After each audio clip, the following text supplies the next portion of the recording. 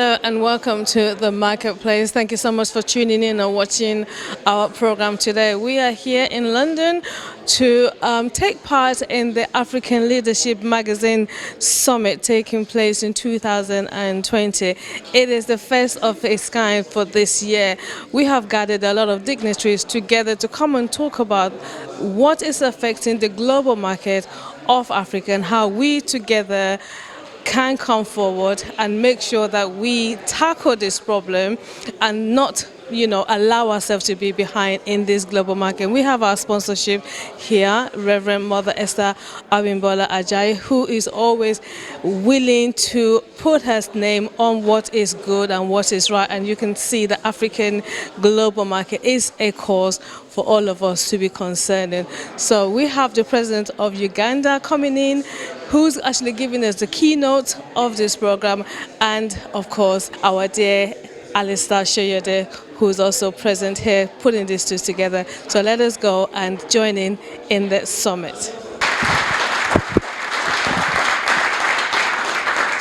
Ladies and gentlemen, the African Dialogue London 2020, which has brought all of us here today, is a timely contribution and support to the ongoing effort to promote a stronger economic partnership between the United Kingdom and Africa for shared prosperity. Inflation reports have also shown that by 2030, the sectors generating the most value in Africa will be food and beverages. We have one of the major distributors as well here, Tropical Sun, that distribute food in the United Kingdom and in Europe.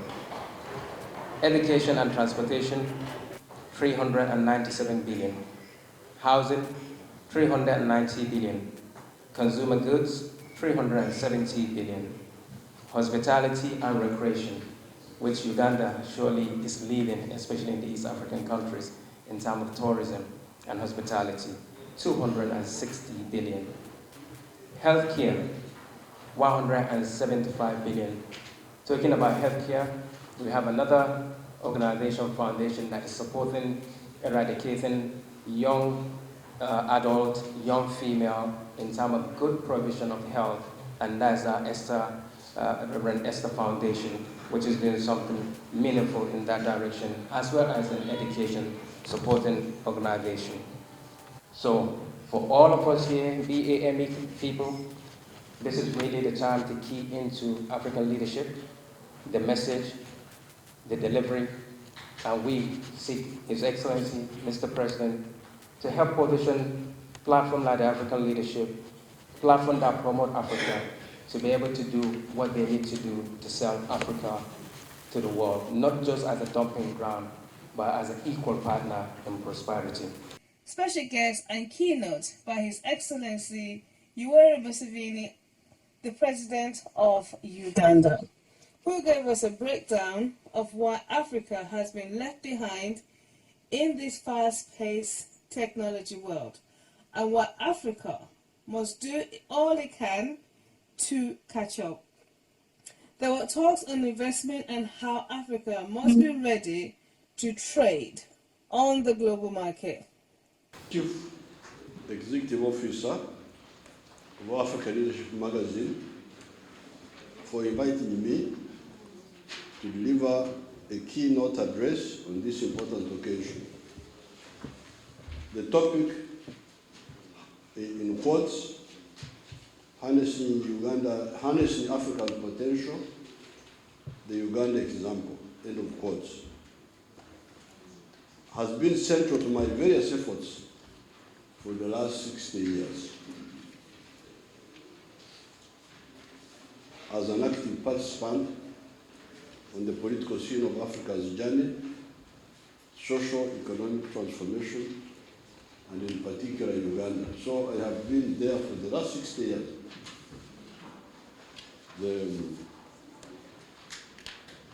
I thank you for honoring me with this honor of talking to you. And by honoring me, you are not just honoring me alone, you are honoring our fighters. Because whatever we were doing, I was not doing it alone. The one who buys what you produce supports your prosperity. Therefore, there must be no sectarianism in Uganda because it fragments our market. Moreover, even the Ugandan market is not enough. We need the African market. Hence, Pan-Africanism is core to our program. With the united African market, we can negotiate for access to other markets of the USA, China, India, Russia, Japan. This is how you can talk of harnessing Africa's economic potential. Once you deal with the ideology, the diagnosis and prescription, you must deal with the strategy now. How do you administer the prescription? This is how you come to the other strategic bottlenecks that are not part of the primary diagnosis. All the bottlenecks are 10. I don't have time to go through them. However, ideological disorientation and market integration are also part of the 10 bottlenecks. The other bottlenecks are lack of education, a weak state, no army. Many of the African countries don't have armies. That's why terrorists can come and overrun countries. His Excellency, President Yoweri Museveni. Sir, thank you so much for that very deep history lesson. When an African leader has done well in any particular area, we think it should be commended. And Mr. President of Uganda, we think he's done well in creating a peaceful environment within the Uganda space for businesses to thrive. And I want to, on behalf of the management and leadership of African Leadership Magazine, present Mr. President with a special award recognizing his contribution for creating an enabling environment and peace in Uganda that has made that place safe for doing business.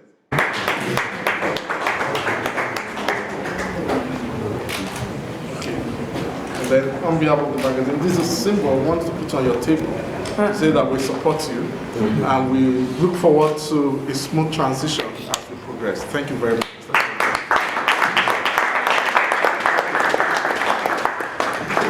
It's time to begin to think entrepreneurship, it's time to think business, it's time to think creating environments. Of course, the political side, we need to strengthen our institutions, we need to fight corruption. It's not something I'm very happy to say, but it's there. We need to make sure our institutions are strong, it's not tied to persons.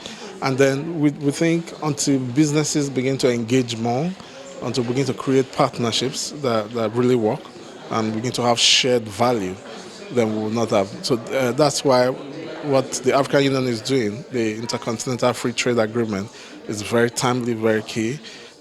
Africa is a market, but it's foreigners who are taking advantage of that market. We think businesses in Africa must begin to take advantage of the market themselves.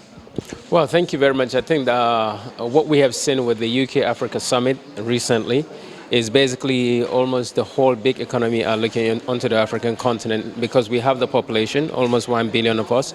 But apart from that, Africa can definitely spend more money per head among those that are absolutely rich. So when you look at this now, we have the raw material, even though we don't technically end up producing what we need. But there is no doubt that everybody now is looking into Africa for the sake of the market. But apart from the market, they know that when they sell their product, they're able to generate the natural resources that we have in quantity in Africa. I'm slightly biased because I'm an economic advisor to heads of states and governors of central banks in the continent and on the continent. However, I think undoubtedly Africa is poised now to, I think, emerge as a leading continent. I think the opportunities are gargantuan in terms of all industry sectors. I think there's great opportunities. And I think there is a genuine commitment for a change in the modus operandi of leadership. I'm absolutely excited this week because we have seen the different presidents coming in United Kingdom, and many of them are here to talk about the prosperity of the Africa's development.